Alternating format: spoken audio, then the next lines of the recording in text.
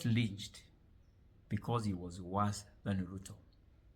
But he was a hindrance to Ruto being more worse. Now, Ruto has an opportunity to put someone there that is a puppet. Someone that they will agree on basically everything. And that's how our country is very quickly going to the dogs. So, what next? We must deal with this rogue parliament. This parliament does not represent us. It does not represent the wishes of the people. We know, we hear, they were paid.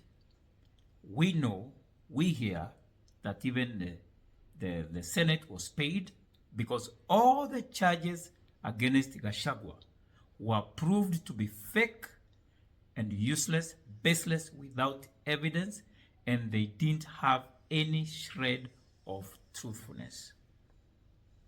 We know the person who has committed all the 11 counts is none other but William Ruto. And this is the guy we must deal with. He has given us an ammunition. He has given us an opportunity. And the opportunity he has given us is this. We know he has lowered the bar for removal of a president, for removal of a deputy president, for removal of ministers. Therefore, this rogue parliament, we must use it as people to force them to do the right thing for once. Remove the wrong leader from Kenya. And that wrong leader is William Ruto. And put someone there who will work. And if Ruto selects a deputy whom we know, we think, we have evidence that he is as crooked as he is, then we must also remove that same leader from presidency. In short, what I'm trying to say is this. This government of Kenya Kwanza is completely broken down.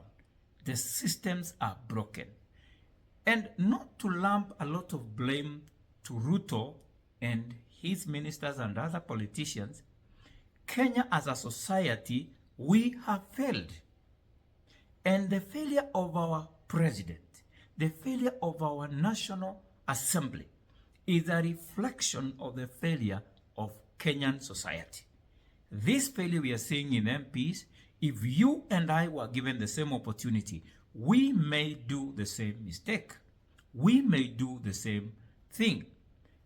And what I'm trying to say is this. We are not angels. Me, by calling Ruto a crook or any other name I may want to use because I have the freedom of speech, does not mean that I am better than Ruto. If I were in the same position, probably I'll be accused of the same. But what I will do as a president is I will bring the country back to order.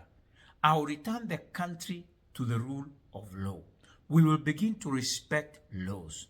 We will begin to respect set regulations. We will arrest the corrupt, take them to jail. That's how I can be able to be different. And I must be different by having an intention to clean the system. However, is it possible if the people who bring me to power through donations or through influence, then they force me to do things that they have been doing corruption with? It becomes impossible. So President William Ruto, Deputy President Gachagua, our CSS are a reflection of Kenya as a society. Because the same corruption you are seeing in the executive, it's in parliament. The same problem you're seeing in parliament, you're seeing it in judiciary. It is all over from the top to the bottom. We must clean the system. The system, this must be cleaned. We are not saying that we have the solution. What we are saying is, you people that you have put there as our leaders, don't you have a solution? Why don't you give us solutions to these problems? We will back you. But it seems we are talking to people who are not listening. And because that is happening then, we need to decide as a nation, how do we move? So, On the 20th, we are planning to go to Uhuru Park to celebrate our fallen heroes. That is how we are going to continue this discussion. So I ask you to show up. We are not going for demonstrations, police. We are not going for demonstrations. So don't come and scatter us. You know, Sakaja said we can go and meet there. Tuende moja moja. We don't need to ask for permission. But what I'm saying is, we need to change as a country. We need to begin looking back to us as a nation and ask whether we are better than our leaders. But we must do something about this regime.